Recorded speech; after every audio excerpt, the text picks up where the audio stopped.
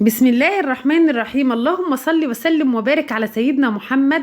حبايب قلبي الجمال، يا صباح الفسيخ. هنقول النهارده بقى يلا على الفسيخ.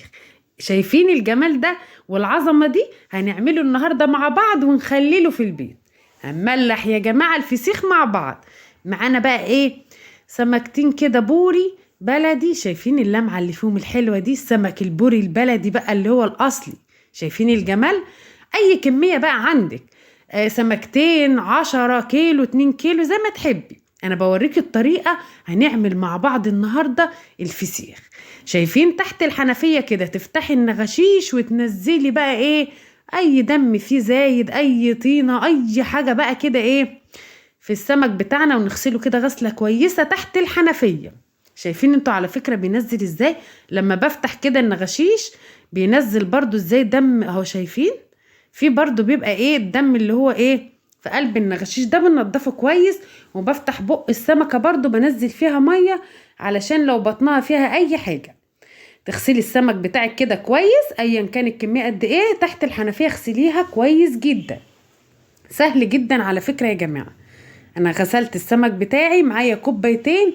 انت بقى لو عندك كمية تحطي في مصفى، وتحت المصفى اي طبق او اي حاجة علشان ايه الدم اللي ينزل منه. بس عشان انا ما عنديش بقى كمية على قد سمكتين، جبت كوبايات كده ورحت حطاهم بق السمكة تحت والديل فوق زي ما انتوا شايفين كده.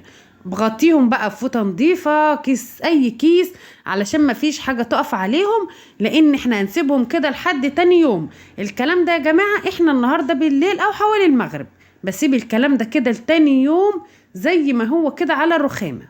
تمام؟ علشان السمكيه بتاعتي قلبها ينضف، بطنها تنضف من جوه، وتنزل اي دم فيها. كده هركن السمك بتاعه اهو، وغطيه باي فوطه نظيفه، اي كيس كده. احنا تاني يوم يا جماعه زي ما انتوا شايفين، لو عندك كميه حطيها في مصفى على قدهم كده برضو، يبقى بق السمكه تحت وديلها فوق، وتحتيها طبق علشان تنزل. شايفين الدم اللي نزل من السمكيه قد ايه؟ نزلنا الدم. شايفين اللي كده نزلت كل اللي جواها. كده السمكيه بتاعتي نطفت ونزلت كل اللي جواها. تمام؟ كده برضو هتسيبيها يوم كامل من بالليل لحد تاني يوم هتنضف. السمكية بتاعتك برضو لقيتيها مبلولة كده من بقها بمنديل كده، وحاولي تنشفي ايه اللي عليها علشان السمكية بتاعتي تبقى ناشفة خالص. معايا بقى معلقتين كبار من الملح، معلقة من الشطة، معلقة من الكركم. معلقة الكركم دي عشان اللون بس. معلقة الشطة دي كمادة حافظة، ممكن تخلليه بملح برضو بس، لكن انا بضيف معلقة من الشطة ومعلقة من الكركم علشان ايه لون الفسيخ. تمام كده؟ سهل جدا يا حبايب قلبي تخليل الفسيخ اللي بنشتريه غالي وقد كده من بره. هنكبس بقى. شايفين في النغشيش بتاعة السمك الخلطة اللي انت عملتها دي؟ تملي بقى النغشيش بتاعة السمك بالخلطة اللي انت عملتيها دي، بالملح بالشطة بالايه بمعلقة الكركم. تمام؟ ورشة بسيطة بس كده على الايه السمك بتاعك من بره. معاكي بقى كيسين 3، عدوا بقى الاكياس. اهم حاجة ليه؟ علشان يا جماعة الفسيخ بينزل مية وبيتخلل، وبعدين بتبقى ريحته نفاذة. احنا عارفين طبعا الفسيخ بتبقى ريحته ما شاء الله، بس بتبقى ريحة حلوة قوي. يعني انا عاوزة اقول لكم ما فيش ست ما بتعشقش الفسيخ. خلاص تمام كده. هنعمله بقى النهارده اهو. امشي بقى كده بالطريقه دي، مش هتشتري فسيخ تاني، وهتعملي في بيتك وبايديك انتي وتاكلي احلى فسيخ من ايديك. كام كيس بقى كده عكس بعض، ولف الفسيخ بتاعك كده لفه محترمه يا جماعه. لفيه لفه محترمه كده علشان ما يطلعش ريحته بره، وبرده لما ينزل منه ميه الكيس ما يرشحش، لان احنا هنعينه ايه في اي رف كده في المطبخ، نسيبه حوالي 10 ايام بالظبط. تاكلي احلى فسيخ. شايفين انا جبت لفه البلاستر لفيت عليه لفه يعني. تمام كده؟ انا كده تمام، اديته حقه كده في اللف. معايا برضو كيس تخين كده علشان برضو ايه لما اركنه في المطبخ ما يعملش ريحه او ما يجيبش ميه. وفي اي رف بقى في المطبخ عندك، وتسيبيه حوالي 10 ايام.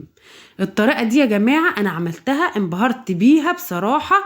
طريقة ناجحة 100%، وكلنا اجمل فسيخ كده. يعني انا اللي بنشتريه والله العظيم انا كلت فسيخ حسيت ان فعلا انا ندمت ان انا ما كنتش بعمله قبل كده. تمام كده خلاص. هسيبه بقى في رف في المطبخ مش على الرخامة، لانه هيفضل 10 ايام طبعا.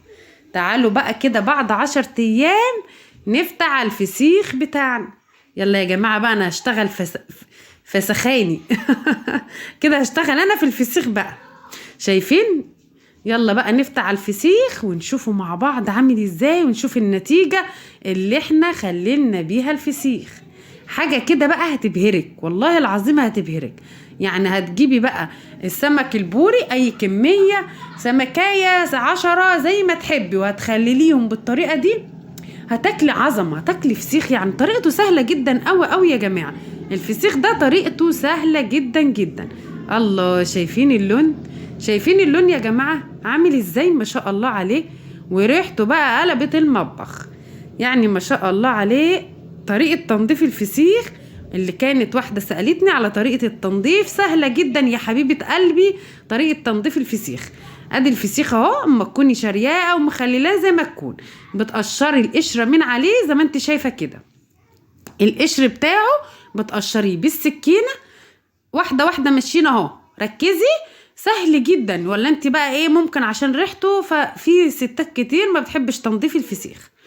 هو بصراحة بتفضل ريحته في الايد يعني فترة طويلة.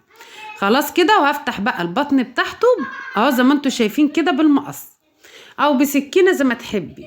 وبعد كده بتنزلي اللي جواه، سهل جدا جدا وطعم جدا جدا في اكله. يعني مش عاوزه اقول لكم طعم بقى بعد كده. يعني انا من عشاق الفسيخ يا جماعه بصراحه، يعني من عشاق. شايفين السلسله بقى بتاعته؟ بصوا، هكسرها من عند الراس وتسحبيها على تحت اهي، وتقطميها كده. مفيش اسهل من كده يا حبيبه قلبي. وتشيلي الراس بتاعته، تنضفي اي زوايد فيه انت مش عاوزاها، وتمام كده. يلا بقى، يلا بقى يا جماعه، كده جوعنا والله. يعني بقى الفسيخ ده مش عاوزه اقول لكم كده، بيخلي الواحد كده ريقه يجري، عاوز ياكل.